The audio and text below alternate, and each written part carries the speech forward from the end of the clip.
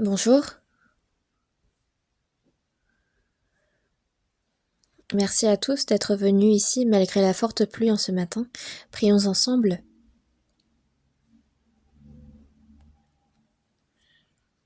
Dieu notre Père, qui a créé l'univers et tout ce qui s'y trouve. Par le sang versé par Jésus sur la croix, tu nous as sauvés.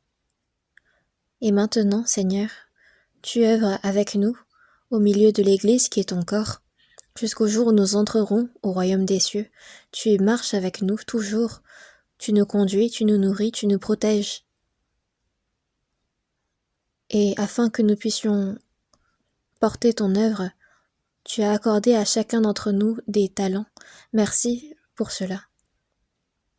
Cette semaine en particulier a lieu la retraite d'automne dans le centre de retraite.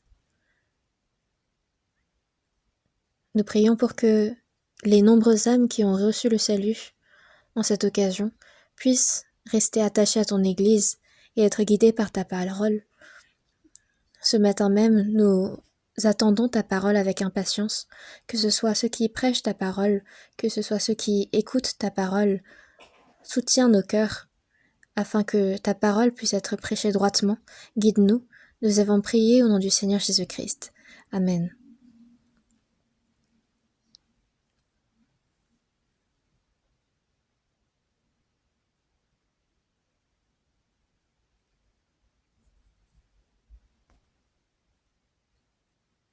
Cherchons la Bible ensemble dans le deuxième épître aux Corinthiens, chapitre 8, 2 Corinthiens chapitre 8, verset 1 jusqu'au verset 5.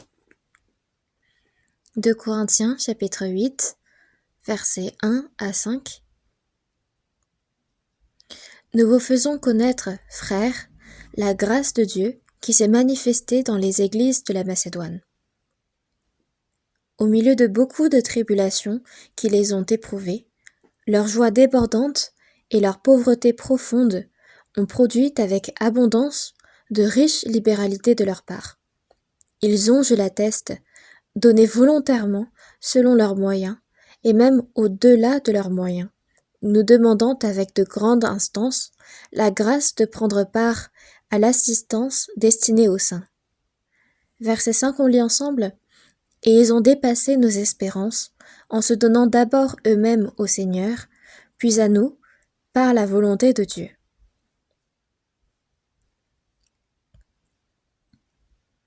En ce moment, au centre de retraite, se passe le dernier jour de la retraite d'automne. En ce moment, le dernier sermon a dû prendre fin et devrait avoir lieu le baptême au centre du baptême. Cette fois-ci, à la retraite d'automne de l'année 2025, quand on regarde les chiffres, on voit qu'il y a 6323 personnes qui se sont inscrites à l'avance, 941 qui se sont inscrits en présentiel le jour même, ce qui fait au total 7264 personnes qui se sont inscrites. Et quand on compte également les 1400 qui ont fait le service, on voit qu'au total il y a 8664 personnes qui participent. Mais en vérité, il y a quelques-uns qui sont venus sans s'être inscrits et sans faire de service. Il y en a pas mal. Ils y sont allés pour communier avec les frères et sœurs, pour évangéliser, pour participer au service. Ceux qui sont venus de façon assez illégale finalement. Mais du coup, de ce que je vois, il y a plus de 9000 personnes qui auraient participé à cette retraite d'automne. Dans tous les cas, pour l'œuvre du Seigneur, l'œuvre la plus agréable au Seigneur qui est de sauver les âmes perdues, pour cette œuvre du salut, nous faisons tout notre mieux. Et à l'église de Macédoine, il y a une grâce de Dieu qui leur a été accordée. Quelles sont les deux grandes grâces que nous avons reçues de Dieu? C'est le salut et la gloire. Les églises de la Macédoine, en commençant par les églises de Philippe, que ce soit par l'église des Thessaloniques, donc depuis toute cette région du nord, il y a plein d'églises qui se sont formées en Macédoine, et ces églises ont reçu la grâce de Dieu. Et qu'est-ce que c'était cette grâce? C'est d'avoir une grande force qui déborde. Et ça, c'était la grâce de Dieu. Ils ont donné au-delà de leurs moyens, mais Dieu les a remplis de nouveau par les choses de ce monde. Et non seulement, également quand ils se rendront devant le Seigneur, ils les rempliront de plein de choses éternelles. C'est pourquoi on peut dire qu'ils ont reçu une grande grâce de Dieu. Quand nous recevons le salut, quand on regarde dans Éphésiens chapitre 2 versets 8 à 10, car c'est par la grâce que vous êtes sauvés. On parle ici de la grâce du salut. La grâce, c'est que je n'ai pas fait grand-chose, mais c'est Dieu qui a tout fait. Et nous recevons ces bénéfices. Et il est dit que c'est par la grâce que vous êtes sauvés, par le moyen de la foi. Et cela ne vient pas de vous, c'est le don de Dieu. Ce n'est point par les œuvres, afin que personne ne se glorifie. Et en disant cela, il dit au continuum, car nous sommes son ouvrage. Nous ne sommes pas des modifications, mais nous sommes une nouvelle créature, nous sommes son ouvrage. C'est pourquoi, quand nous sommes nés dans ce monde, le Seigneur nous a créés, il nous a formés, mais quand nous avons reçu le salut, il nous a formés de nouveau, il nous a créés de nouveau, et il a fait en sorte que nous naissons de nouveau. C'est pourquoi il est dit que si un homme ne naît de nouveau, s'il ne naît de nouveau, il ne peut voir le royaume de Dieu. Et c'est comme il est écrit, nous sommes sa nouvelle créature, nous sommes son ouvrage. Et c'est pour son œuvre, pour sa bonne œuvre, que nous avons été créés en Jésus-Christ. Donc la raison pour laquelle il nous a formés pour être de nouvelles créatures, c'est pour de bonnes œuvres en Jésus-Christ. Et cette œuvre-là, Dieu nous a préparées d'avance afin que nous les pratiquions. La raison pour laquelle nous avons reçu le salut, c'est pour de bonnes œuvres. Et ces bonnes œuvres, au milieu de ces choses, il nous fait pratiquer ces bonnes œuvres. C'est pourquoi Dieu nous a sauvés et il a sanctifié notre vie, il nous a purifiés afin que nous soyons un peuple vrai, véritable, pour de bonnes œuvres. C'est ce que nous avons vu tout à l'heure. Mais David, quand il a construit le temple, ce n'était pas pour nous, c'était pour Dieu. Notre Église est pour Dieu, c'est le temple de Dieu. Et ce n'est pas pour nous, mais finalement, c'est pour Dieu. Parce que ce qui est pour Dieu est pour nous finalement. Et on ne peut pas exclure Dieu quand on pense à nous-mêmes. Et Dieu a dit lui-même que nous sommes son ouvrage pour de bonnes œuvres. Et quand on pense à de bonnes œuvres, c'est quoi? C'est les 4 éléments clés de notre vie de foi. Et c'est de bien faire ces œuvres-là que d'être agréable au Seigneur. La vie de parole, on peut les résumer en 5 points. La première, qui est la plus facile, c'est d'écouter. Quand on regarde dans l'Ancien Testament, le peuple d'Israël n'écoute pas, et c'est pourquoi Dieu continue de leur dire « Écoute Israël ». C'est pourquoi il faut écouter la parole. La foi vient de ce qu'on entend, donc ce qu'on entend est très important. Ensuite, quelque chose qui nécessite un peu plus de motivation, c'est de lire. Il est dit « Celui qui lit fait le commandement de Dieu ». Et dans Psaume chapitre 1, versets 1 et 2, il est dit « Heureux l'homme dont la loi de l'Éternel et qui la médite jour et nuit ». Donc il faut méditer également. Et non seulement méditer, mais également la réciter. Écris-les sur la table de ton cœur. Donc de les écrire sur la table de son cœur, c'est de les réciter. Et du coup, le 5e point de la parole, le 5e point de la vie de parole, c'est de l'appliquer. Celui qui applique, celui qui respecte cette parole est vraiment grand. Donc, de respecter la parole, de la garder, de l'appliquer, c'est l'accomplissement de la parole en elle-même. Et ensuite, on dit la parole et après, on dit la prière. La prière, il y a une prière individuelle, puis des prières communes qu'on fait dans des lieux publics, comme ici. Et il y a également des moments où on supplie Dieu de tout notre être lors des prières. Donc il y a différents types de prières. Et l'apôtre Paul a demandé également des prières aux saints. Et donc il y a également des demandes de prière. Donc cette vie de prière, les Juifs en Israël priaient 3 fois par jour, matin, midi, soir. Daniel aussi était un homme de prière. Et nos prédécesseurs de la foi étaient tous des hommes de la prière, ils étaient tous saints. Ils entretenaient une communion avec Dieu, ils étaient proches de lui, donc cette vie de prière est très importante. Et ensuite on parle de la vie de communion, c'est une vie où on se réunit, et c'est dans l'Église qui est le corps de Jésus-Christ que j'ai une position, un rôle à remplir, et c'est cela que de communier. Donc la communion, il y a la communion de la réunion et la communion du service, n'est-ce pas? C'est pour ça qu'il y a des réunions de service, des réunions de quartier, des réunions de jeunes, des réunions d'étudiants, des réunions de diacres. Et même au sein de différents groupes, il y a des services. Donc il y a des réunions pour les services. Et toutes ces choses-là rentrent dans la vie de communion. Et pas seulement le fait de nous donner nous-mêmes, de se sacrifier, pas seulement moi-même, mais également toutes les choses matérielles que le Seigneur m'a accordées, ces choses matérielles également, de les donner, ça rentre dans la communion. Que ce soit la dîme, ou que ce soit toutes sortes d'offrandes, toutes ces choses-là rentrent dans la communion. Et également, finalement, toutes les choses que nous faisons se résument à cette question, pourquoi est-ce que nous restons dans ce monde? C'est pour prêcher l'évangile. Et auparavant, j'avais demandé à un jeune étudiant, pendant une réunion des étudiants, pourquoi est-ce que tu vis? Et cet étudiant m'avait répondu, je vis pour prêcher l'évangile. J'avais posé la même question à l'étudiant à côté, il m'avait répondu, je vis pour évangéliser. Et alors je lui ai dit, mais alors tu peux évangéliser, mais pourquoi est-ce que tu étudies alors? Et il m'a dit, c'est pour évangéliser que j'étudie.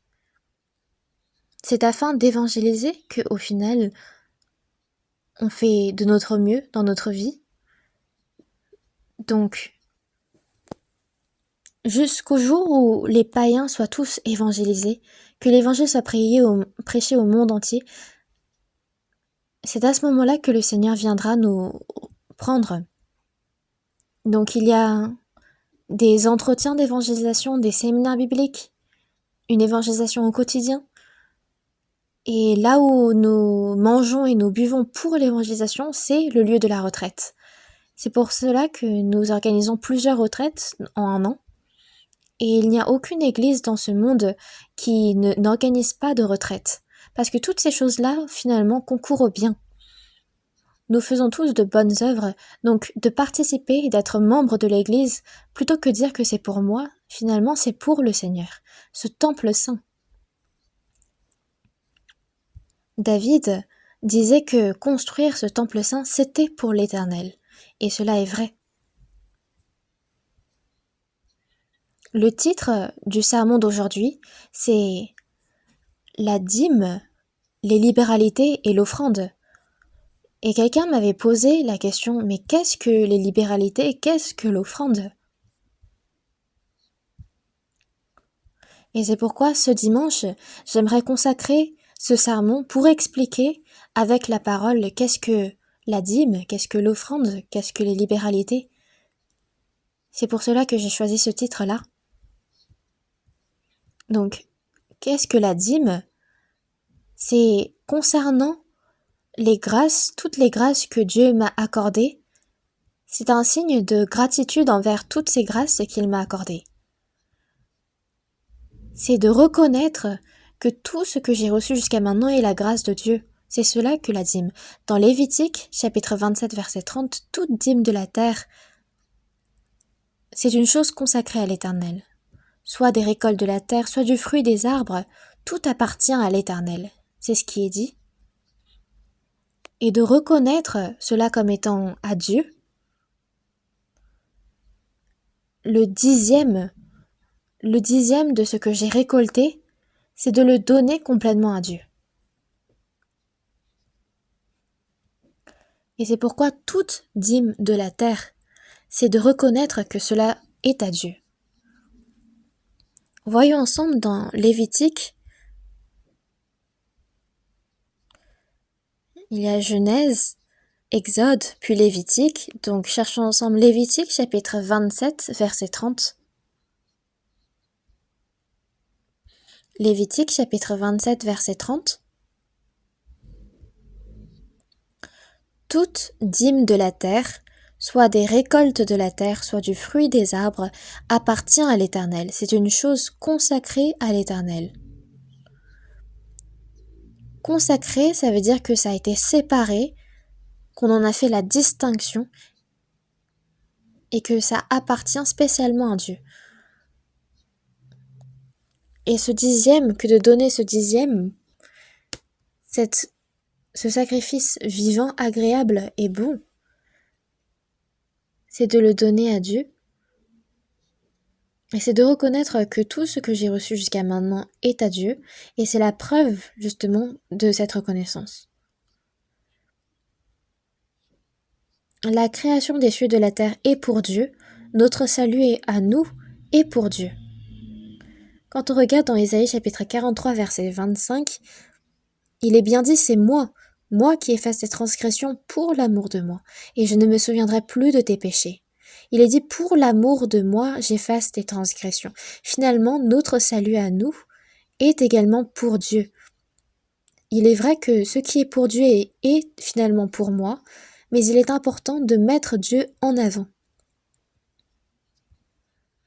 Avant notre salut, tout ce qui était dans ce monde m'appartenait, c'est à moi, et je ne laisse aucune personne toucher à ce qui est à moi. Mais désormais, depuis notre salut, c'est à Dieu. Je suis désormais au Seigneur. Toute chose de moi-même, même ma vie, est au Seigneur. Et c'est ce que j'ai reconnu. C'est ça qui est important. À Dieu. De là, quelques jours, quelques mois, quelques années, tous les frères et sœurs qui sont assis devant moi vont monter au royaume des cieux. Nous vivons certes sur cette terre, mais nous sommes aux cieux. Nous vivons certes sur la terre, et les gens de ce monde vivent en cherchant les choses terrestres, mais il est dit dans la Bible que nous sommes des citoyens de la cité céleste de Dieu. Et nous, c'est en recherchant, en espérant ces choses-là, que nous vivons dans ce monde. Et il est dit que nous sommes désormais son peuple céleste, c'est pourquoi toutes les prières que nous faisons, Dieu nous écoute. Et il marche avec nous. Et il nous accompagne dans toutes nos entreprises. C'est pourquoi, après notre salut, que ce soit notre valeur, que ce soit notre perspective, notre vision de ce monde, tout est devenu différent. Et toutes ces choses-là ont été faites par Dieu. C'est la grâce de Dieu. Et comment est-ce qu'on peut manifester cette gratitude envers Dieu? C'est par la dîme. Dieu reçoit cette dîme et il s'en réjouit. Et avec cette dîme-là, Dieu continue son œuvre. Certains pensent que cette dîme, c'est la loi, et que nous, qui vivons dans le temps de la grâce, nous n'avons pas besoin de faire cette dîme. Il est vrai que toutes choses appartiennent à Dieu, mais ceux qui pensent de cette façon oublient que la dîme est la manifestation de la gratitude que nous avons envers toutes les grâces de Dieu. Le roi Melchisédek, on voit que la première fois qu'apparaît la dîme dans la Bible, c'était quand Abraham a fait la dîme à Melchisédek. Et à ce moment-là, Abraham vivait à l'époque de la grâce. Et il en était de même pour Jacob. Voyons ensemble dans Hébreux chapitre 7. Hébreux chapitre 7,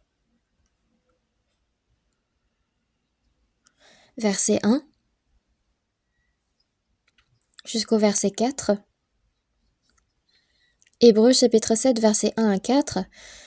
En effet, ce Melchisédek, roi de Salem, sacrificateur du Dieu Très-Haut, qui alla au-devant d'Abraham lorsqu'il revenait de la défaite des rois, qui le bénit, et à qui Abraham donna la dîme de tout, qui est d'abord roi de justice, d'après la signification de son nom, ensuite roi de Salem, c'est-à-dire roi de paix, qui est sans père, sans mère, sans généalogie, qui n'a ni commencement de jour ni fin de vie, mais qui est rendu semblable au Fils de Dieu, ce Melchisédek demeure sacrificateur à perpétuité.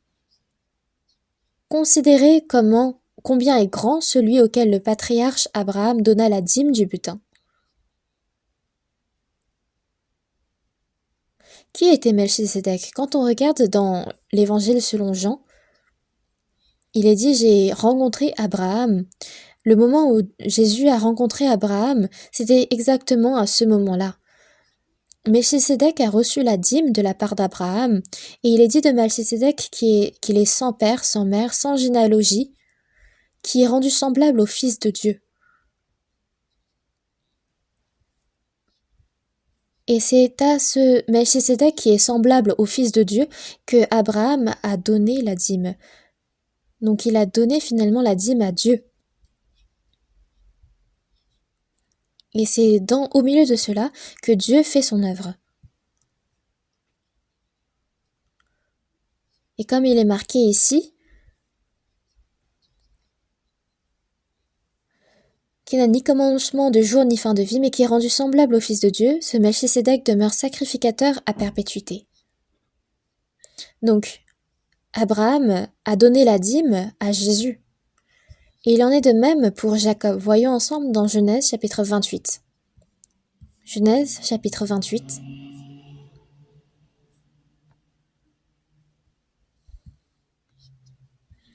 Verset 20 jusqu'au verset 22. Genèse chapitre 28, verset 20.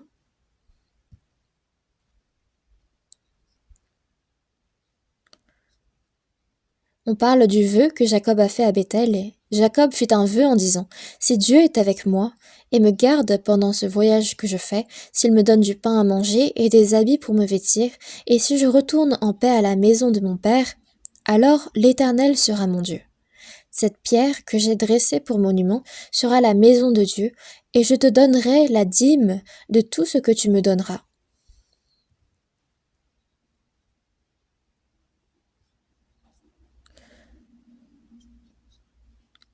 Tout ce que tu m'as donné est au Seigneur, toute ma vie entière est au Seigneur.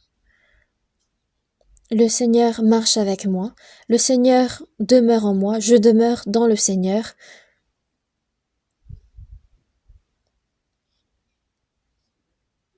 De vivre ensemble, de vivre dans le Seigneur. Et pour preuve de cette vie-là, Jacob ici aussi a fait la dîme.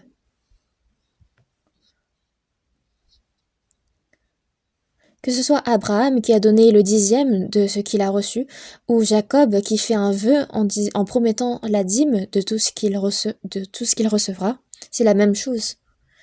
Donc, les frères et sœurs sauvés, la grâce que Dieu nous a donnée est comme signe de gratitude envers toutes ces bénédictions. De faire la dîme, c'est la même chose que ces deux exemples qu'on vient de voir. Donc la dîme, ce n'est pas seulement ma vie tout entière, mais c'est également toutes mes possessions. C'est un signe que toutes ces choses-là appartiennent à Dieu. Si je sais que tout mon être est à Dieu, alors je saurai que tout ce qui est à Dieu est à moi. Les petits-enfants, en montrant du doigt leur maison, disent « c'est ma maison ». Mais techniquement, c'est la maison de leurs parents. Mais pourquoi est-ce qu'ils disent que c'est ma maison, c'est parce qu'ils jouissent de tout ce qui est dans la maison. Il est dit heureux les pauvres en esprit, car le royaume des cieux est à eux. Quand on ira au royaume des cieux, est-ce que vous pensez qu'on aura chacun une chambre? Toi tu dors là, puis après toi tu dors au rez-de-chaussée? Quand on ira au royaume des cieux, ce qu'il n'y a pas, c'est les chambres. C'est un royaume des cieux où le soleil existe jour et nuit. C'est toujours le jour. Est-ce qu'il y a besoin de repos? Est-ce qu'il y a besoin de dormir? Non. Parce que nous sommes transformés en des corps célestes. Si je suis ici, je peux être aussi à un autre endroit. Nous sommes des corps spirituels. À ce moment-là, quelle partie du royaume des cieux sera à moi? C'est le royaume des cieux entier qui sera à moi. Nous allons ensemble au royaume des cieux, nous sommes un même peuple de la cité céleste, c'est pourquoi le royaume des cieux entier est à moi.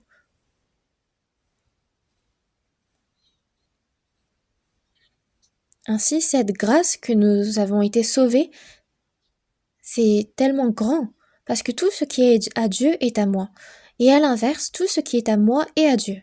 N'est-ce pas vrai?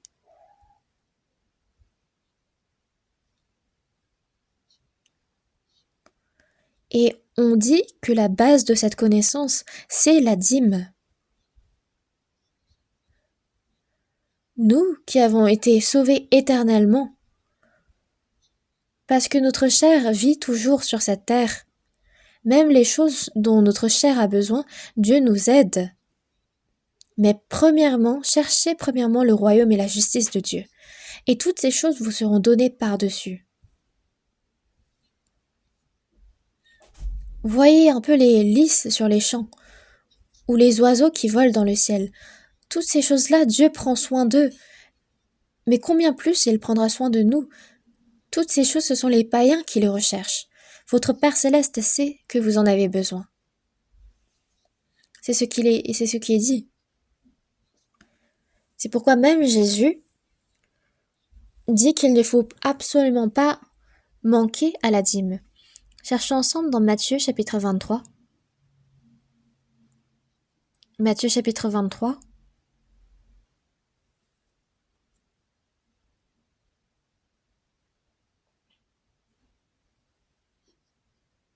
Verset 23. Lisons ensemble. Malheur à vous, scribes et pharisiens hypocrites, parce que vous payez la dîme de la menthe, de l'âneth et du cumin, et que vous laissez ce qu'il y a de plus important dans la loi, la justice, la miséricorde et la fidélité. C'est là ce qu'il fallait pratiquer, sans négliger les autres choses. Il ne fallait pas négliger la dîme. Il fallait pratiquer la loi, la justice, la miséricorde, la fidélité, mais il ne fallait pas oublier de payer non plus la dîme. Donc toutes ces choses-là, c'est ce qu'il faut pratiquer. Devant Dieu, j'aimerais ne pas faire ça, j'aimerais faire ça. On ne parle pas de cela. Mais depuis notre salut, en signe de reconnaissance que tout est désormais à Dieu, je fais l'offrande. Parmi les tribus d'Israël, la tribu de Lévi n'a pas pu recevoir d'héritage en termes de terre, parce que la tribu de Lévi était consacrée au service de l'Éternel dans le tabernacle. Les autres tribus faisaient la dîme, et c'était par cette dîme-là que la tribu de Lévi pouvait vivre. Donc c'était la dîme des autres tribus qui les aidait à faire le service sans avoir d'autres besoins. Mais après les 70 années en captivité à Babylone, le peuple d'Israël est revenu à Jérusalem, sauf que les autres tribus ne reprenaient pas la dîme. Donc la tribu de Lévi ne pouvait plus vivre sans avoir à travailler eux-mêmes. Ils ne pouvaient donc plus se consacrer entièrement au service de l'Éternel dans son saint temple. Donc l'œuvre de Dieu n'arrivait pas à continuer. Le prophète Néhémie, en voyant cela, a dit: ce n'est pas possible. L'œuvre de Dieu ne continue pas bien parce que justement on ne fait pas bien la dîme. Voyons ensemble dans le livre de Néhémie, chapitre 13. Néhémie, chapitre 13, verset 10.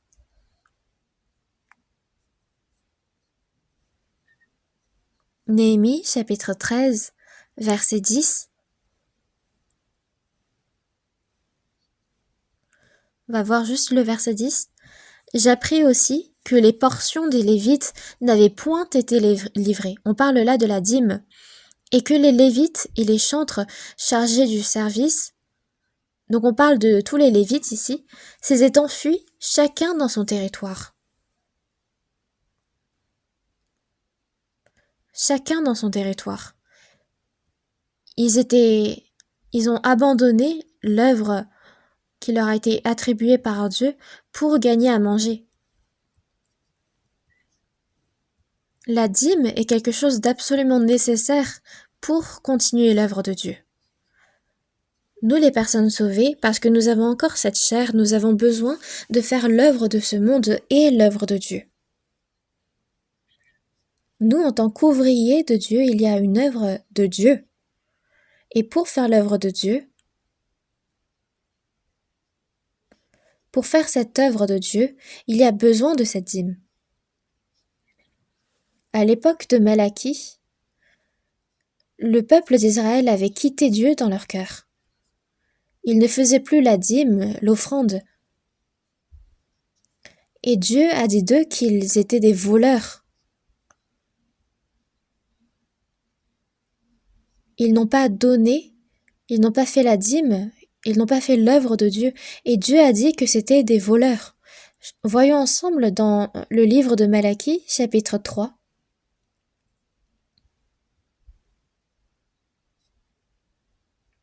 Malachie, chapitre 3. Malachie, chapitre 3, verset 8 jusqu'au verset 10. Malachie, chapitre 3, verset 8. Un homme trompe-t-il Dieu? Car vous me trompez. Et vous dites, en quoi t'avons-nous trompé?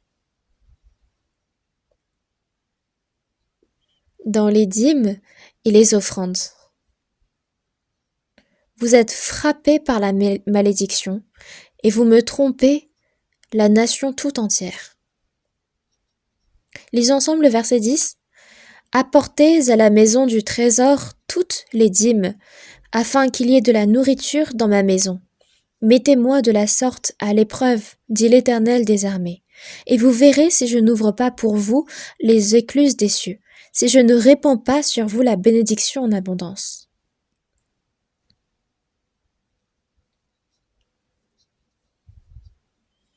C'est une chose que nous faisons l'expérience quand nous faisons la vie d'offrande, la vie de la dîme.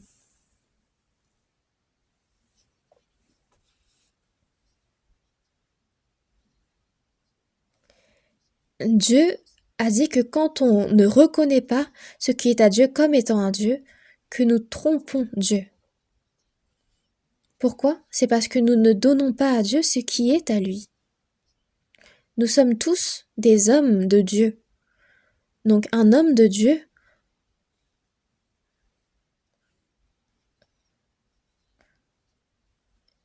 s'il ne donne pas les dîmes et les offrandes à Dieu, alors il trompe Dieu.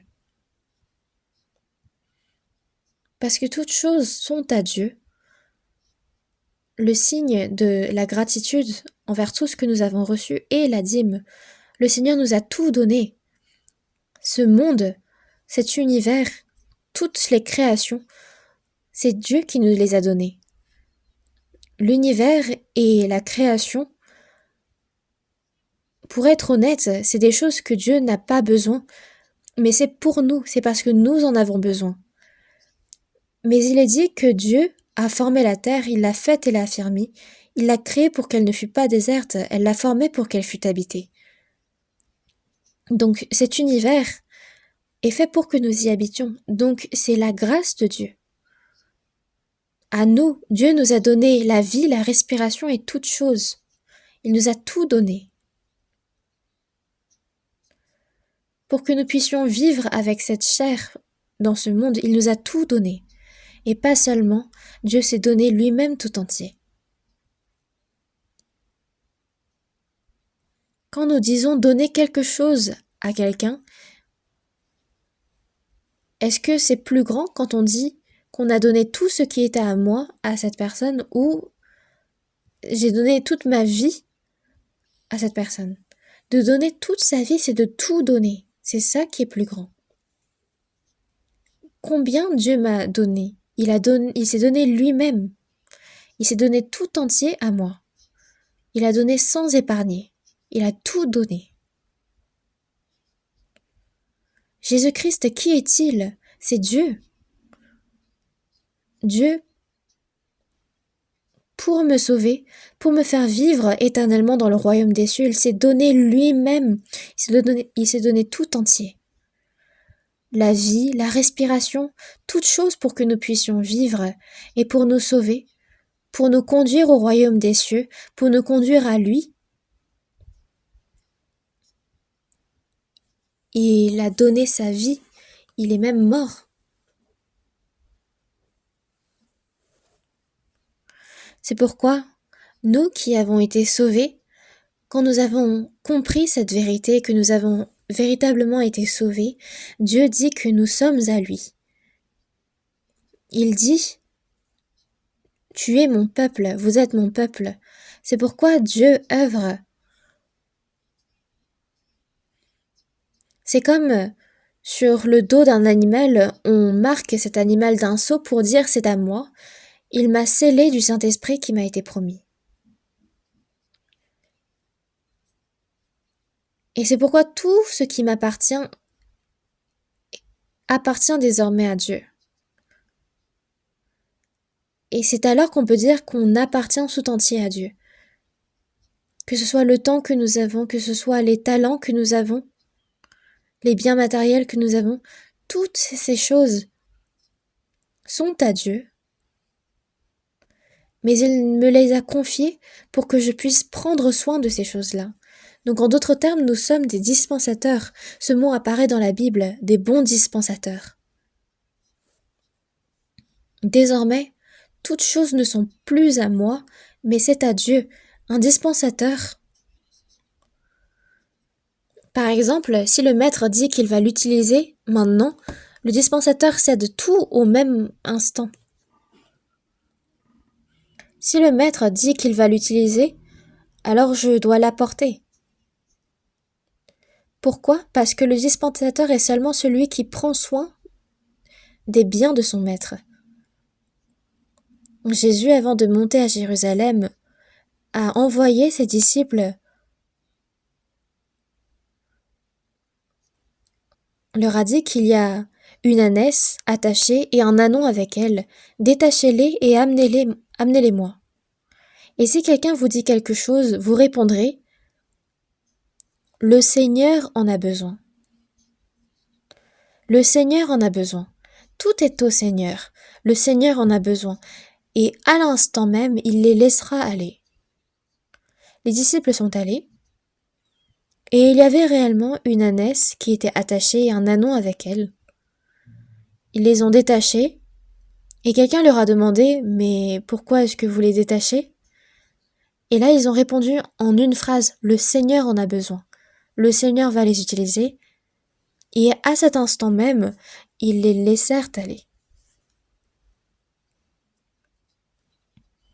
Abraham, notre ancien dans la foi, n'a pas seulement donné la dîme, mais également son fils unique, Isaac, parce que tout est à Dieu. Parce que le Seigneur les demande, il a tout donné. N'est-ce pas vrai? Avant de les donner, le Seigneur a dit que par ton fils unique, Isaac, ta postérité sera comme les étoiles du ciel, comme le sable qui est sur le bord de la mer. Et Abraham a cru en cette promesse-là. Si par hasard, il donnait son fils unique comme offrande au Seigneur, il avait la conviction que le Seigneur rendrait la vie à son fils pour le lui rendre. Notre ancien de la foi, Abraham, c'est pareil pour nous. Si le Seigneur en a besoin, je le lui donnerai immédiatement. Nous sommes du même cœur que le Seigneur. Pourquoi est-ce que le Seigneur a utilisé David? c'est parce que David est l'homme selon mon cœur. Non plus notre cœur s'aligne à celui du Seigneur et plus notre vie de foi grandit. Nous devons pouvoir aligner notre cœur à celui du Seigneur. Et parce que j'ai l'impression que c'est trop abstrait encore, j'ai trouvé une histoire sur Internet. Parce que vous avez donné quelques pièces à Dieu, ne pensez pas que vous avez fait quelque chose de grand devant lui. Parce que ce que Dieu veut, ce n'est pas ces quelques pièces d'argent. Je vais encore vous parler de ma fille.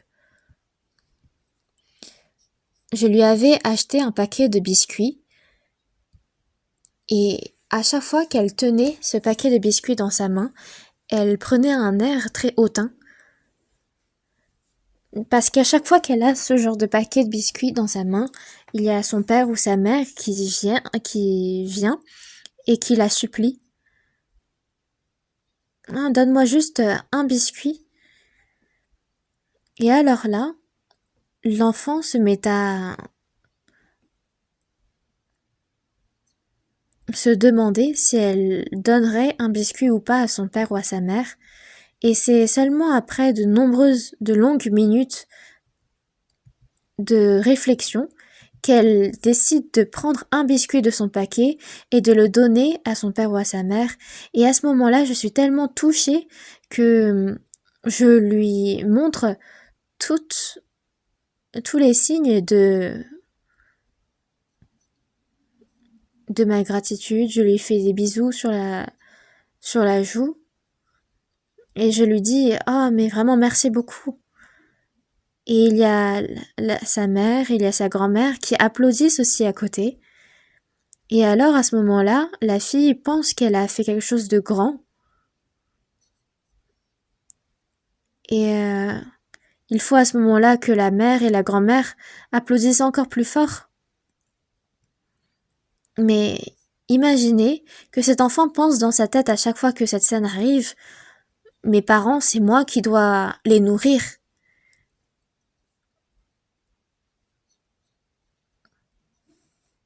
S'il n'y avait pas mes sacrifices, cette maison serait ruinée.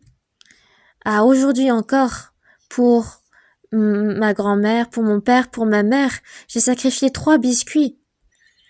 Si elle pensait de cette façon, qu'est-ce que je devrais faire?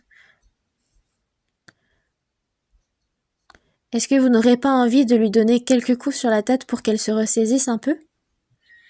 Ce que la mère ou ce que le père veut, ce n'est pas ces biscuits. Ce pourquoi la mère et la grand-mère ont applaudi, ce n'était pas parce que ils voulaient avoir des biscuits, mais alors qu'est-ce qu'ils voulaient?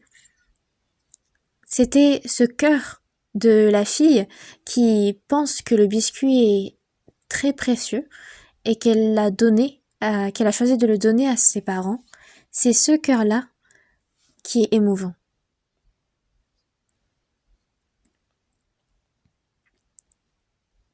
De la même façon, Dieu aussi, avant même que l'on fasse toute chose, il nous demande notre cœur. C'est pourquoi dans Proverbes chapitre 23 verset 26, il est dit « Mon fils, donne-moi ton cœur. Donne-moi ton cœur. »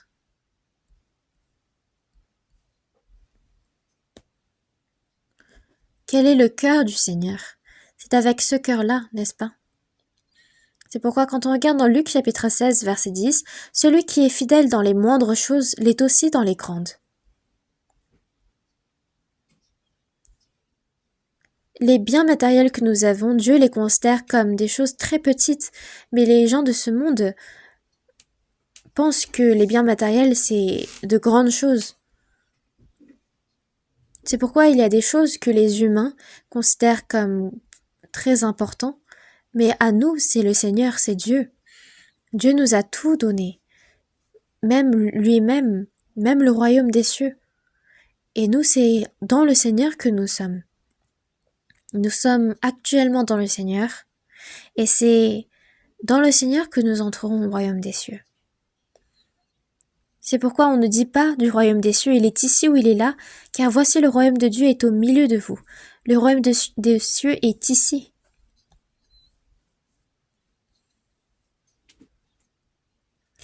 Et tout ce qui se trouve au royaume des cieux est centré autour de Dieu. C'est là où nous louerons le Seigneur, où nous montrerons tous nos signes de gratitude. Et cela commence ici, par le cœur du Seigneur, avec le même cœur. Le lieu seulement est différent, mais de notre vivant, dans cette Église vivante, c'est le royaume des cieux. Nous sommes dans le Seigneur, nous sommes dans le royaume des cieux, et en nous il y a le Seigneur. Le peuple d'Israël, en vérité, qu'est-ce qu'ils ont donné à Dieu, concrètement? Ils ont donné la dîme, et parce que ils cultivaient la terre, ce n'est pas comme nous qui allons dans des entreprises et qui recevons un salaire. Eux, ils cultivaient la terre, du coup, à chaque fois qu'ils récoltaient des fruits, des graines, à chaque fois qu'ils moissonnaient, ils ont donné la dîme, le 10e.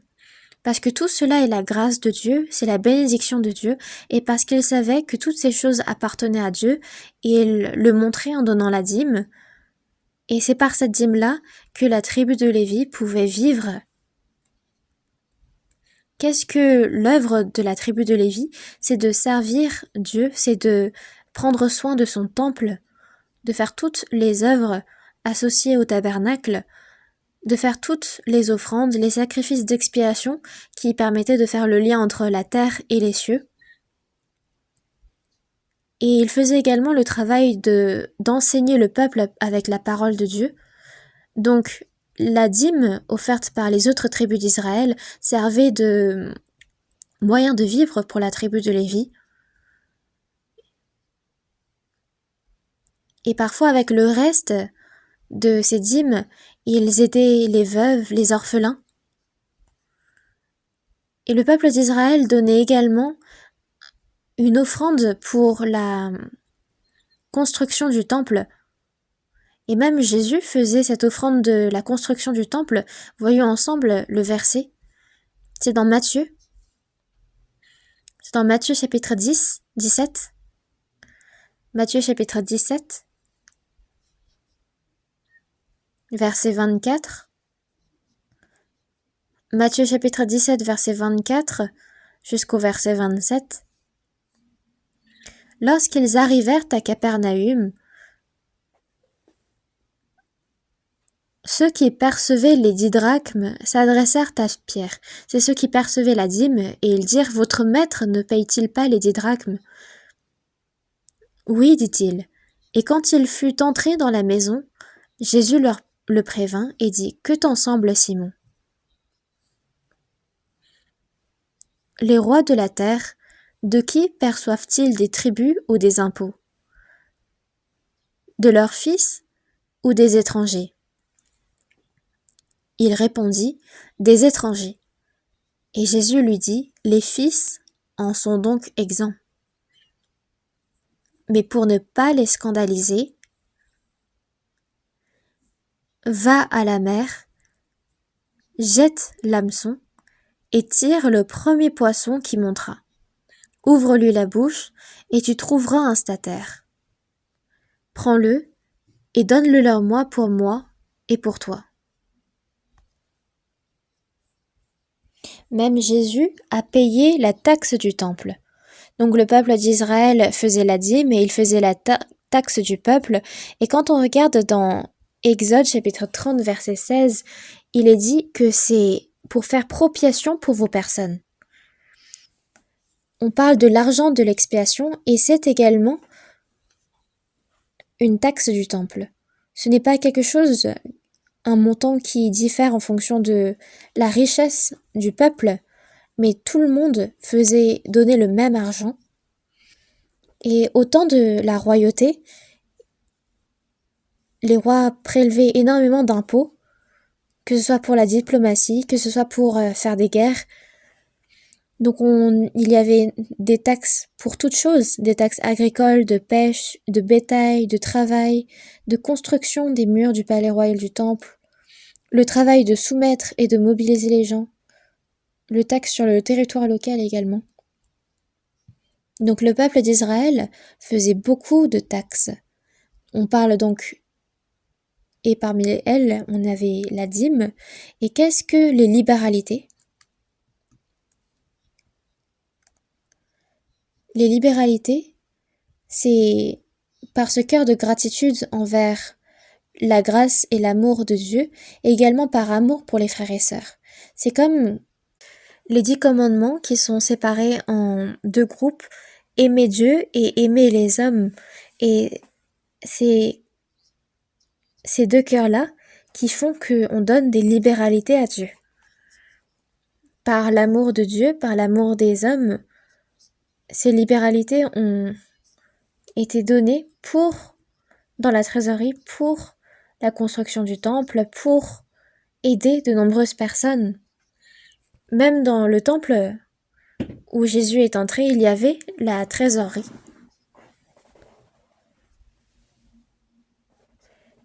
Et Jésus a vu directement des personnes faire l'offrande dans cette trésorerie. Voyons ensemble dans Marc chapitre 12, verset 41.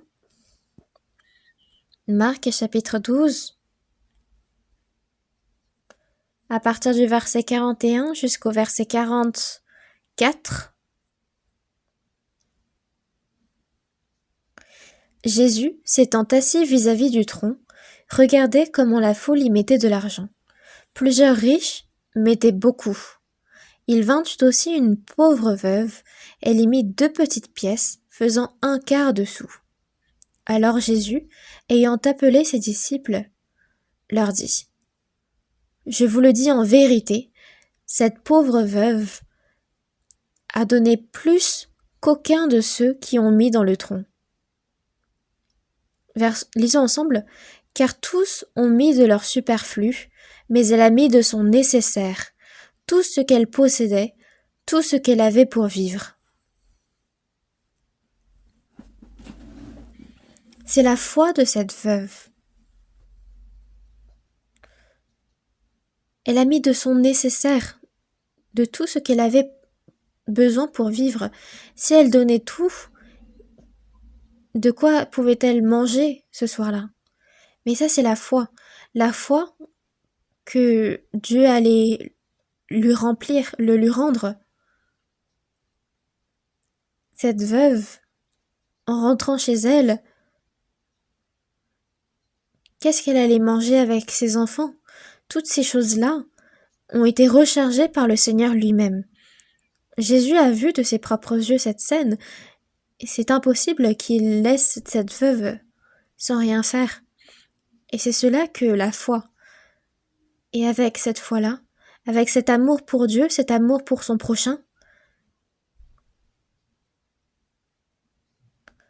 elle s'est dit, il y a forcément d'autres personnes qui ont encore plus besoin de cet argent que moi.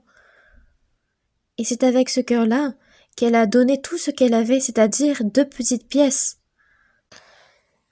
Les 2 petites pièces et le quart de sou, c'est la monnaie qu'utilisaient les Juifs et les Grecs. Une petite pièce, c'est 1 sur 128 deniers. Et c'était la monnaie commune entre les Juifs. Puis le quart de sou, c'est une monnaie romaine. Ça équivaut à 1 sur 64 deniers. Et c'est une monnaie qui a été unifiée dans l'Empire romain. Donc, 2 petites pièces, combien ça équivaut à la monnaie d'aujourd'hui? Un denier, c'est le salaire du travail d'un jour. Donc un homme qui gagne 60 000 won par jour, ça fait, vu que c'est 1 sur 64 deniers, ça fait environ 6 000 won. Si c'est quelqu'un qui gagne par contre 120 000 won par jour, ça ferait environ 2 000.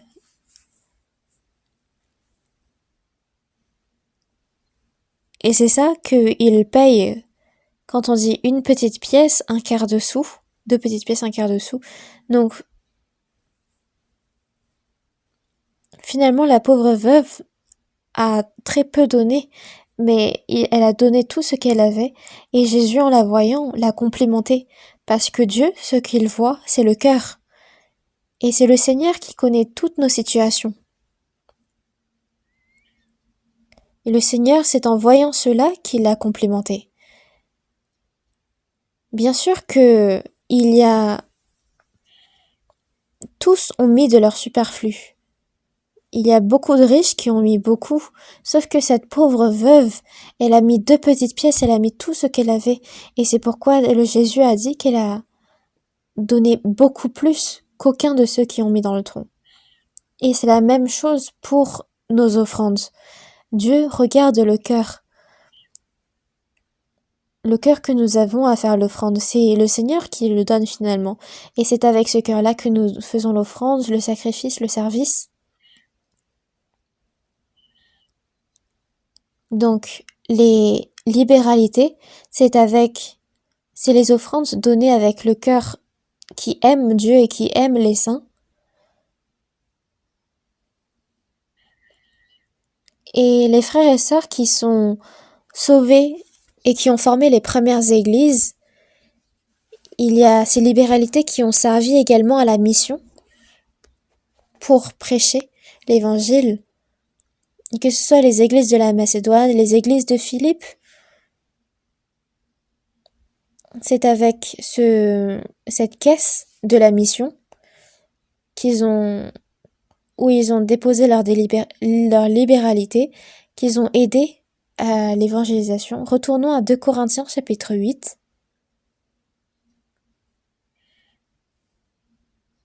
À partir du verset 1. Nous vous faisons connaître, frères, la grâce de Dieu qui s'est manifestée dans les églises de la Macédoine. Il y avait plusieurs églises en Macédoine et nous vous faisons connaître la grâce de Dieu qui s'est manifestée en elles au milieu de beaucoup de tribulations qui les ont éprouvées. Au milieu d'elles, il y avait énormément de tribulations. C'est pourquoi ils étaient parfois chassés. Et au milieu de ces nombreuses tribulations, leur joie débordante, on parle de quelle joie? C'est cette joie du salut. Cette joie était tellement grande, et pourtant ils sont aussi profondément pauvres. C'était quoi leur pauvreté profonde? C'était qu'ils s'inquiétaient même de quoi manger, de quoi se nourrir. Et ils ont produit avec abondance de riches libéralités de leur part. Ils ont, je l'atteste, donné volontairement selon leurs moyens, et même au-delà de leurs moyens. Nous demandons avec de grandes instances de la grâce de prendre part à l'assistance destinée aux saints. Les libéralités, donc, c'est une offrande qui est donnée avec plus de motivation.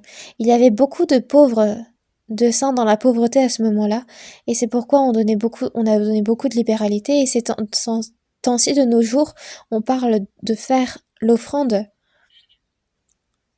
Et donc, qu'est-ce que l'offrande? C'est le signe de la gratitude vis-à-vis des grâces données par Dieu. Et c'est le signe de notre foi. C'est cela que l'offrande. Donc, premièrement, l'offrande, c'est l'obéissance, comme quoi nous donnons au Seigneur ce qui est au Seigneur. Il est dit, l'obéissance vaut mieux que les sacrifices. Tout est au Seigneur. C'est pourquoi si le Seigneur le demande, je peux le lui donner à n'importe quel instant. C'est cela que le cœur de faire l'offrande. Voyons dans 1 Chronique, chapitre 29. 1 Chronique, chapitre 29.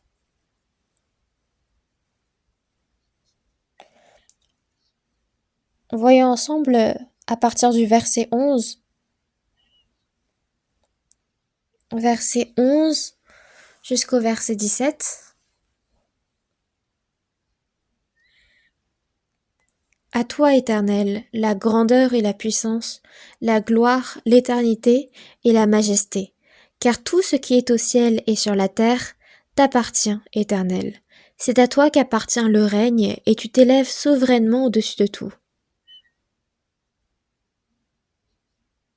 Verset 14, lisons ensemble. Car qui suis-je Et qui est mon peuple pour que nous puissions te faire ces offrandes volontaires? Tout vient de toi, et nous recevons de ta main ce que nous t'offrons.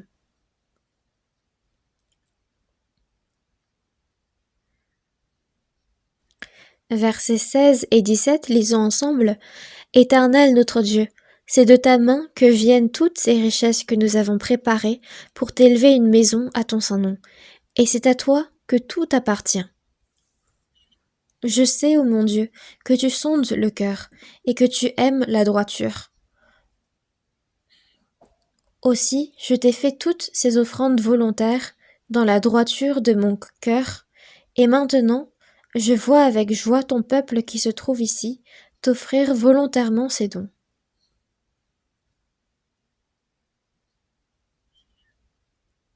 Il en est ainsi. Premièrement, c'est le cœur que l'on donne au Seigneur. Il est dit ici, tu sondes le cœur et tu aimes la droiture. Donc, de donner son cœur au Seigneur, c'est ce qui vient en premier. Le Seigneur lui-même a dit, vous ne vous appartenez point à vous-même, car vous avez été rachetés à un grand prix. C'est pourquoi, cet objet, je l'ai acheté à un prix. Donc, l'appartenance a changé. Et de la même façon, j'ai été racheté à un grand prix. Donc, je ne m'appartiens plus à moi-même. Et il est dit dans Actes chapitre 20, verset 28, l'Église de Dieu qu'il s'est acquise par son propre sang. Ce que le Seigneur a acheté en donnant sa propre vie, c'est les frères et sœurs, c'est cette Église. C'est pourquoi tout cela appartient désormais au Seigneur.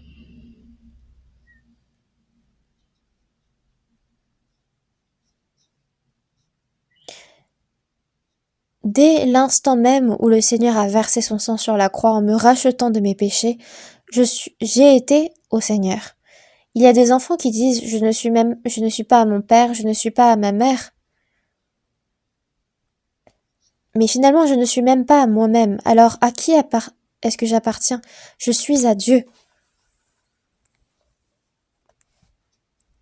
J'ai des choses qui m'appartiennent, mais finalement, ce sont des choses qui ont été confiées par le Seigneur pour prendre soin d'elles. Mais ça ne m'appartient pas à moi, mais à Dieu. Je suis juste un dispensateur. Je suis un serviteur de Dieu. C'est qu'il y a un maître qui possède ces choses. C'est le Seigneur. En pensant que c'est à moi, ma convoitise s'agrandit. Mais au contraire, de faire l'offrande, c'est de faire ce premier pas dans la reconnaissance que toutes choses appartiennent au Seigneur. Car si nous vivons pour le Seigneur, et si nous mourrons pour le Seigneur. Soit donc que nous vivions, soit que nous mourions, nous sommes au Seigneur. Nous appartenons au Seigneur, j'appartiens au Seigneur. Dans Romains chapitre 1 verset 6, l'apôtre Paul a dit « Vous aussi, vous qui avez été appelés par Jésus-Christ, vous aussi, vous avez été appelés par Jésus-Christ. »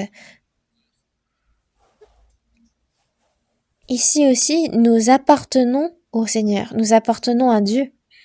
Cette Église appartient au Seigneur et chacun des chrétiens appartient au Seigneur. L'offrande, ce n'est pas de donner ce qui est à moi, mais c'est de donner ce qui m'a été confié par Dieu, mais ce qui revient de droit à Dieu. Et c'est ça que de faire l'offrande. C'est juste le signe de rendre les bienfaits que Dieu m'a confiés. Et en comprenant juste ce concept, nous comprenons naturellement le concept de l'offrande. Parce que Dieu m'a donné toutes choses. Si le Seigneur dit « j'en ai besoin », alors, peu importe quand, on peut le donner au Seigneur, n'est-ce pas? Une personne sauvée, quand elle est sauvée, fait naturellement l'offrande. Pourquoi? Parce que le salut est une énorme grâce. Son amour, son salut, c'est d'énormes grâces. Et il y a également l'offrande pour la mission. S'il n'y avait pas l'offrande pour la mission, les nombreuses églises à l'étranger, les nombreuses églises dans le monde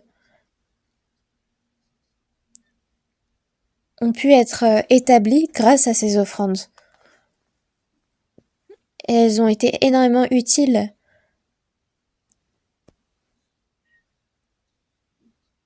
Et aussi pour bien enseigner aux enfants dès leur plus tendre enfance sur la parole. Dans Deutéronome chapitre 6 verset 7, il est dit « Tu les inculqueras à tes enfants et tu en parleras quand tu seras dans ta maison, quand tu iras en voyage, quand tu te coucheras et quand tu te lèveras. » À l'école de l'Église, les professeurs enseignent la Bible aux enfants. Donc il y a également cette caisse qui finance l'école de l'Église. Et même nos églises n'ont pas été construites toutes seules parce que les frères et sœurs ont travaillé dur et ils ont donné de leur part. C'est pourquoi il y a cette offrande pour la construction.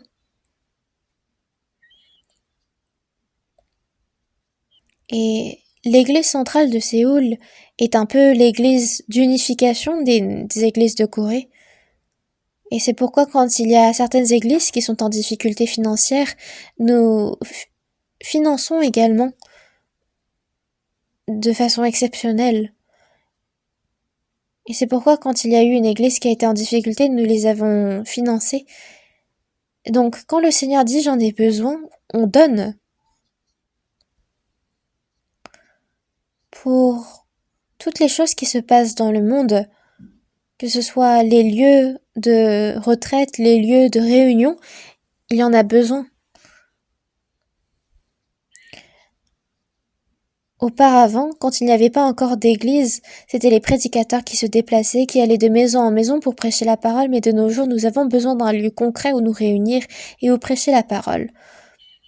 Là, il y a plus de 80 pays où nous avons établi des églises, et là, il y a plus de 1050 églises avec qui nous prêchons ensemble l'évangile. Et toutes ces nombreuses églises qui ont besoin financièrement, nous les aidons. Et c'est des montants incroyables que nous supportons et que nous aidons.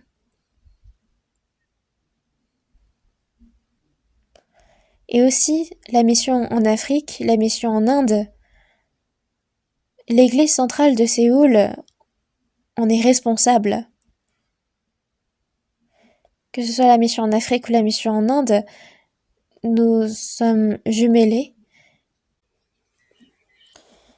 Et certes, nous n'envoyons pas toujours des missionnaires, il n'y a pas de missionnaires attitrés là-bas de notre église, mais nous continuons à les financer. Il y a 64 pays en Afrique où l'évangile est entré, et il y a environ 536 églises qui ont été fondées, et plus de 20 000 personnes ont dit reçu le salut et viennent à l'église le dimanche.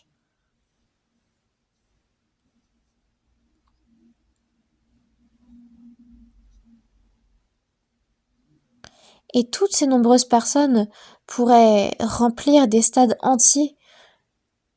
Et ces personnes-là ont reçu le salut grâce aux offrandes des frères et sœurs ici. Et si nous nous réunissons pour faire l'offrande, imaginez combien de personnes peuvent recevoir le salut encore plus.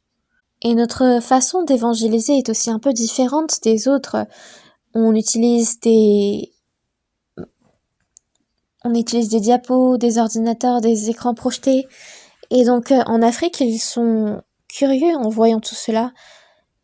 Et ça ouvre leur cœur aussi. Quand on regarde dans Exode chapitre 23, verset 15, « Tu observeras la fête des pains sans levain. » La fête des pains sans levain est reliée à la fête de la Pâque. Et donc, c'est une fête qu'on observe, que le peuple d'Israël observait après avoir été sauvé. Et il est dit, quand on faisait cette fête, qu'on ne se présentera point à vide devant la face de l'Éternel. Donc, à chaque fois qu'on se présente devant le Seigneur, il y a cette offrande du dimanche, peu importe le montant, comme cette pauvre veuve qui a donné 2 petites pièces d'argent. Nous avons besoin de nous présenter à Dieu avec cette offrande. Pourquoi? Parce que l'offrande, c'est le signe de toute notre obéissance devant Dieu.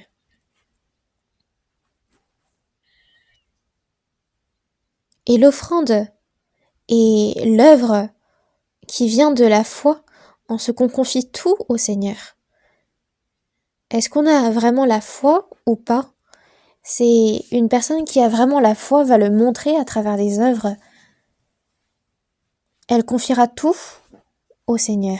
Dans 3 Jean, chapitre 1, verset 2, « Bien-aimé, je souhaite que tu prospères à tous égards et sois en bonne santé comme prospère l'état de ton âme. » Après notre salut, Dieu prend la responsabilité sur toute notre vie. Et dans Psaume 147, verset 9, il est dit « Il donne la nourriture au bétail, aux petits du corbeau quand il crie. » Dieu donne la nourriture même jusqu'aux plus petites créatures. C'est pourquoi nous n'avons pas à nous inquiéter. De faire l'offrande au Seigneur, c'est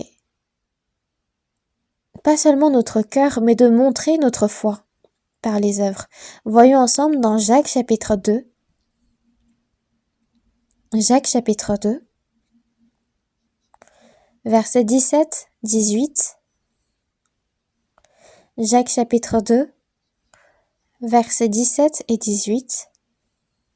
Lisons ensemble. « Il en est ainsi de la foi. Si elle n'a pas les œuvres, elle est morte en elle-même. Mais quelqu'un dira, « Toi, tu as la foi, et moi j'ai les œuvres. Montre-moi ta foi sans les œuvres, et moi je te montrerai la foi par mes œuvres. »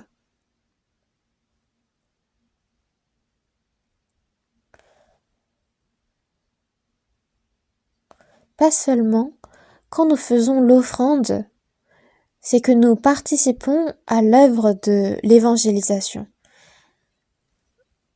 Dieu lui-même a dit « Faites-vous des amis avec les richesses injustes pour qu'ils vous reçoivent dans les tabernacles éternels quand elles viendront à vous manquer. » En ce moment, nous faisons l'offrande pour la mission en Afrique, pour la mission à l'étranger, et grâce à cela, il y a un frère, une sœur à l'étranger qui ont reçu le salut. Nous ne connaissons pas ces personnes en personne, mais une fois entrés au royaume des cieux, nous les verrons. Donc, de faire l'offrande, c'est de participer à la mission à l'étranger. Et pas seulement.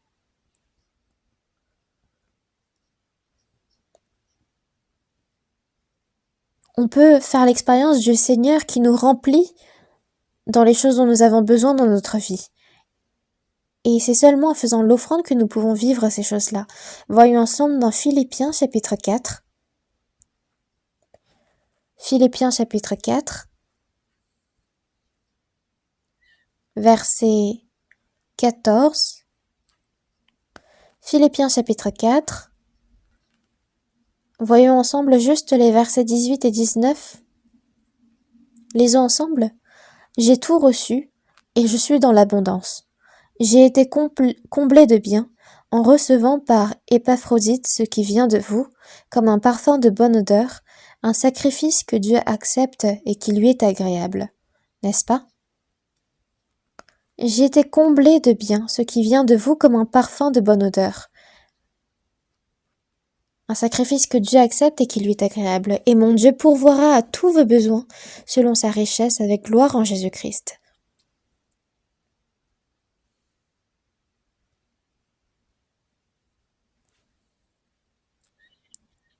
Il y a une personne qui avait fait l'offrande, qui avait témoigné de cette sorte. Dieu m'a rempli autant que j'avais donné.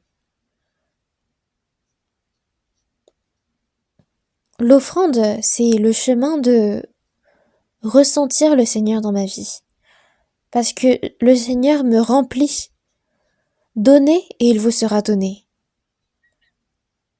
On versera dans votre sein une bonne mesure, serrée, secouée et qui déborde. Cette promesse s'accomplit au milieu de nous.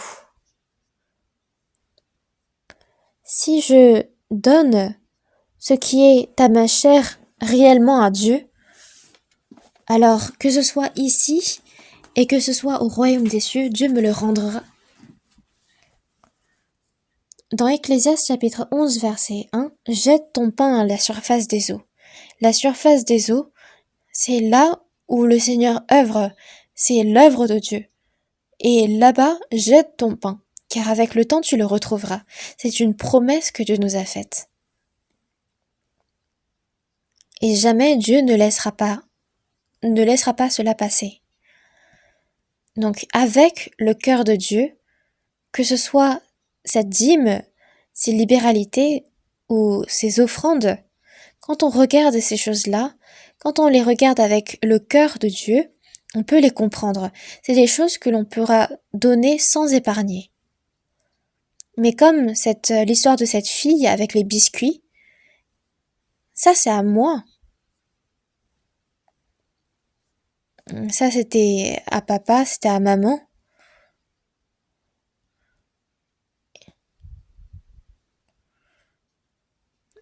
Si mes parents me le demandent, je peux le leur donner parce que c'était à eux. Et ils peuvent très bien me racheter un paquet de biscuits. Mais si l'enfant s'entête en disant c'est à moi, et que c'est seulement à force de supplication qu'elle cède quelques-uns, cette histoire, ça m'a fait réfléchir. Prions ensemble. Dieu notre Père qui est vivant, vraiment merci. Seigneur, tu es tout. Et tu nous as donné toutes choses, même jusqu'à ta vie. Désormais, que ce soit moi ou que ce soit tous mes biens, sont à toi. Seigneur, si tu en as besoin, donne-nous ce cœur qui est capable de les donner à toi à n'importe quel moment. Nous avons prié au nom du Seigneur Jésus-Christ. Amen.